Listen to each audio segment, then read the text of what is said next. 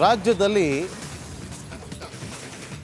Petrol ಹಾಗೂ ಡೀಸೆಲ್ನ ಬೆಲೆಯನ್ನು ಹೆಚ್ಚಳ ಮಾಡಿ ರಾಜ್ಯ ಸರ್ಕಾರ ಆದೇಶವನ್ನು ಹೊರಡಿಸಿದೆ. ಆ ಮೂಲಕ ರಾಜ್ಯದಲ್ಲಿ ವಾಹನ ಸವಾರರಿಗೆ ಗ್ಯಾರಂಟಿ ಶಾಕ್ ತಟ್ಟಿದೆ. ಪ್ರತಿ ಲೀಟರ್ ಪೆಟ್ರೋಲ್ಗೆ 3 ರೂಪಾಯಿ, ಪ್ರತಿ ಲೀಟರ್ ಡೀಸೆಲ್ಗೆ 3.5 ರೂಪಾಯಿ ಹೆಚ್ಚಳ ಮಾಡಿದೆ. 99 ರೂಪಾಯಿ 83 ಪೈಸೆಯಿಂದ 102 ರೂಪಾಯಿ 85 ಪೈಸೆಗೆ ಪೆಟ್ರೋಲ್ ದರ ಹೆಚ್ಚಳ ಆಗಿದೆ. ತತ್ಕ್ಷಣದಿಂದ ಜಾರಿ ಬಂದಿದೆ. 85 ರೂಪಾಯಿ 93 ಪೈಸೆ ಇದ್ದಂಥ ಡೀಸೆಲ್ ಇನ್ನು ಮುಂದೆ 88 ರೂಪಾಯಿ 93 ಪೈಸೆಗೆ ಸಿಗಲಿದೆ. ಏರಿಕೆ ಮಾಡಿ ರಾಜ್ಯ ಸರ್ಕಾರ ತಕ್ಷಣದಿಂದಲೇ ಜಾರಿಗೆ ಬರಬೇಕು ಅಂತೇಳಿ ಏರಿಕೆ ಮಾಡಿ ಆದೇಶವನ್ನು ಹೊರಡಿಸಿದೆ. ಆ ಮೂಲಕ ಗ್ಯಾರಂಟಿಗೆ ಹಣ ಹೊಂದಿಸೋದಕ್ಕೆ ಇದೊಂದು ಹೊಸ ಮಾರ್ಗ ಅಂತ ಇವತ್ತು ಪ್ರತಿಪಕ್ಷಗಳು ಕಿಡಿಕಾರ್ತಿದ್ದಾರೆ. ಅಷ್ಟೇ ಯಾಕೆ, ಜನಸಾಮಾನ್ಯರು ನಮಗೆ ಗ್ಯಾರಂಟಿ ಬೇಡವೇ ಬೇಡ, ಯಾಕೆ ಈ ಥರ ಕಷ್ಟ ಕೊಡ್ತಾ ಇದ್ದೀರಿ ಅಂಥೇಳಿ ರಾಜ್ಯ ಸರ್ಕಾರದ ವಿರುದ್ಧ ಇಡೀ ಶಾಪವನ್ನು ಹಾಕ್ತಾ ಇದ್ದಾರೆ.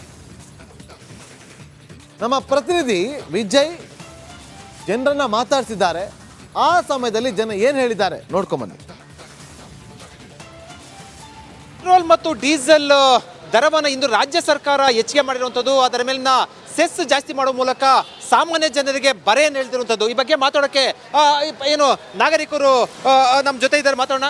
ಸರ್, ರಾಜ್ಯ ಸರ್ಕಾರ ನೀವು ಪೆಟ್ರೋಲ್ ಹಾಕ್ಸಿದ್ರೆ ರಾಜ್ಯ ಸರ್ಕಾರ ಮತ್ತು ಇವತ್ತು ರಾಜ್ಯ ಸರ್ಕಾರ ಪೆಟ್ರೋಲ್ ಮತ್ತು ಡೀಸೆಲ್ನ 3 ರೂಪಾಯಿ ಮತ್ತು 3 ರೂಪಾಯಿ ಹೆಚ್ಚಿಗೆ ಮಾಡಿರೋದು ಏನು ಸುತ್ತಿ ಇದ್ರ ಬಗ್ಗೆ?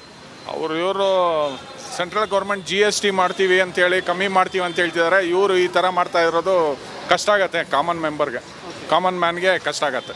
ಇದು ಈಗ ಗ್ಯಾರಂಟಿ ಯೋಜನೆಗಳಿಗೋಸ್ಕರ ಹಿಂಗೆ ಮಾಡ್ತಾ ಇದಾರೆ ಅಂತ ಅನ್ಸುತ್ತಾ ಅಥವಾ ಏನಿಸುತ್ತೆ? ಮೋಸ್ಟ್ಲಿ ಹಂಗೆ ಇರ್ಬೋದು. ಗ್ಯಾರಂಟಿ ಯೋಜನೆ ನಮಗೇನು ಬೇಕಿರಲಿಲ್ಲ.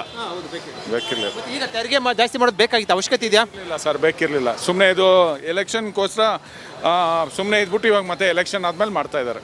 ಏನು ಹೇಳ್ತೀವಿ ಈ ಮೂಲಕ ಸಿದ್ದರಾಮಯ್ಯ ಅಥವಾ ಸರ್ಕಾರಕ್ಕೆ ಏನಂತ ಹೇಳ್ತೀರಾ? ಏನು ಹೇಳೋದು ಸರ್, ಕಾಮನ್ ಮ್ಯಾನ್ ಬಗ್ಗೆ ಅರ್ಥ ಮಾಡ್ಕೊಳ್ಳಿ ಅಂತ ಹೇಳ್ಬೋದು ಅಷ್ಟೇ. ಕಾಮನ್ ಮ್ಯಾನ್ ಪರಿಸ್ಥಿತಿ ಅರ್ಥ ಮಾಡ್ಕೊಳ್ಳಿ ಅಂತ ಹೇಳ್ಬೋದು. 3 ರೂಪಾಯಿ ಮತ್ತು 3 ರೂಪಾಯಿ ಜಾಸ್ತಿ ಅಂದರೆ ಭಾಳ ಬರ್ಡನ್ ಆಗುತ್ತೆ. ಹೌದು, ಇವ್ರು ಹೇಳ್ತಾರೆ ಸರ್, ಇವತ್ತು ಸ್ಟೇಟ್ ಗೌರ್ಮೆಂಟು ಪೆಟ್ರೋಲ್ ಮತ್ತು ಡೀಸೆಲ್ ಮೇಲೆ 3 ರೂಪಾಯಿ 3 ರೂಪಾಯಿ ಹೆಚ್ಚಿಗೆ ಮಾಡಿದೆ. ಸ್ಟೇಟ್ ಗೌರ್ಮೆಂಟ್ ಏನು ಅನ್ಸುತ್ತೆ? ಸ್ಟೇಟ್ ಗೌರ್ಮೆಂಟ್ ಮಾಡಿದ್ಯಾ, ಹಾಗಾದ್ರೆ ಕಷ್ಟ ಆಗುತ್ತೆ ಜನಗಳಿಗೆ, ಭಾಳ ಕಷ್ಟ ಆಗುತ್ತೆ. ಫಸ್ಟೇ ಕೆಲಸ ಇಲ್ಲ, ಏನಿಲ್ಲ. ಇದರಲ್ಲಿ ಪೆಟ್ರೋಲ್ ಜಾಸ್ತಿ ಡೀಸೆಲ್ ಜಾಸ್ತಿ ಅಂದರೆ ಹೆಂಗೆ ಬಗ್ತೋದು ಹೇಳಿ? ತುಂಬ ಕಷ್ಟ ಆಗುತ್ತೆ. ಆ ಥರ ಇದ್ದರೆ ಸೆಂಟ್ರಲಿಂದ ಕಮ್ಮಿ ಮಾಡಬೇಕು. ರಾಜ್ಯ ಸರ್ಕಾರ ಮಾಡಿದ್ದು ಸರಿ ಅಂತ ಅಂದರೆ ಏನು ಇವಾಗ ಭಾಳ ಹೊರೆ ಆಗುತ್ತೆ ಅನ್ಸಲ್ವಾ? ಸರಿ ಅಂದರೆ ರಾಜ್ಯ ಸರ್ಕಾರ ಸರಿಯಾಗಿ ಮಾಡಿದೆ ಅಂದರೆ ನಮ್ಮ ಸೆಂಟ್ರಲ್ ಗೌರ್ಮೆಂಟು ಅಲ್ಲಿಂದ ಏನು ಇದು ಮಾಡಿದ್ರೆ ತಾನೇ ನಮ್ಮ ರಾಜ್ಯ ಸರ್ಕಾರ ಇದು ಮಾಡೋದು. ಇಲ್ಲಾಂದ್ರೆ ಹೆಂಗಾಗತ್ತೆ, ಕಷ್ಟ ಆಗತ್ತಲ್ಲ ಭಾಳ. ಸರ್, ಈಗ ಸ್ಟೇಟ್ ಗೌರ್ಮೆಂಟು ಪೆಟ್ರೋಲ್ ಮತ್ತು ಡೀಸೆಲ್ನ 3 ರೂಪಾಯಿ 3 ರೂಪಾಯಿ ಜಾಸ್ತಿ ಮಾಡಿದೆ, ಏನನ್ಸುತ್ತೆ? ಸ್ಟೇಟ್ ಗೌರ್ಮೆಂಟ್ ಮಾಡಿರೋದು ಜನಸಾಮಾನ್ಯರಿಗೆ ನಿಜವಾಗ್ಲೂ ಇದು ತುಂಬಾ ದೊಡ್ಡ ಹೊರೆ ಅನಿಸುತ್ತೆ. ಯಾಕಂದರೆ ಮೊದಲೇ ಎಲ್ಲ ಬೆಲೆ ಅದು ಇದು ಎಲ್ಲ ಜಾಸ್ತಿ ಆಗಿರೋದ್ರಿಂದ ಈ ಪೆಟ್ರೋಲು ಡೀಸೆಲ್ಲು ಮಾಡಿಬಿಟ್ರೆ ನಮಗೇನಾಗುತ್ತೆ, ಒಂದು ನಮ್ಮ ಗಾಡಿಗಳ ರೇಟು ದಿನನಿತ್ಯದ ಖರ್ಚುಗಳು ಜಾಸ್ತಿ ಆಗಿಬಿಡುತ್ತೆ. ಇನ್ನೊಂದು ಆಟೋಮೆಟಿಕ್ಕು ಈ ಟ್ರಾನ್ಸ್ಪೋರ್ಟು ಅವರು ಇವರು ಎಲ್ಲನೂ ಒಂದು ರೇಟ್ ಜಾಸ್ತಿ ಮಾಡಿಬಿಡ್ತಾರೆ. ಇವಾಗ ಸರ್ಕಾರ ನಿಮ್ಮ ಬೆಲೆ ಏರಿಕೆ ವಿರುದ್ಧ ಭಾಷಣ ಮಾಡ್ಕೊಂಡು ಬಂದಿತ್ತು. ಈಗ ದರ ಜಾಸ್ತಿ ಮಾಡಿರುವಂಥದ್ದು ಏನು ಹೇಳಕ್ಕೆ ಬಯಸ್ತೀರಾ? ಇಲ್ಲ, ಎಲ್ಲ ಈ ಎಲೆಕ್ಷನ್ ಮುಂಚೆ ಎಲ್ಲನೂ ಹೇಳ್ತಾರೆ ನಾವು ಅದು ಮಾಡ್ತೀವಿ ಇದು ಮಾಡ್ತೀವಿ ಅಂತ. ಆದರೆ ಒಂದು ಎಲೆಕ್ಷನಲ್ಲಿ ಸೀಟ್ಗಳು ಸಿಕ್ಕಿ ಆಮೇಲೆ ಸರ್ಕಾರ ರಚನೆ ಮಾಡಾದ್ಮೇಲೆ ಎಲ್ಲ ಅವ್ರಿಗೆ ಏನೇನು ಬೇಕೋ ಅಷ್ಟೇ ಮಾಡೋದು.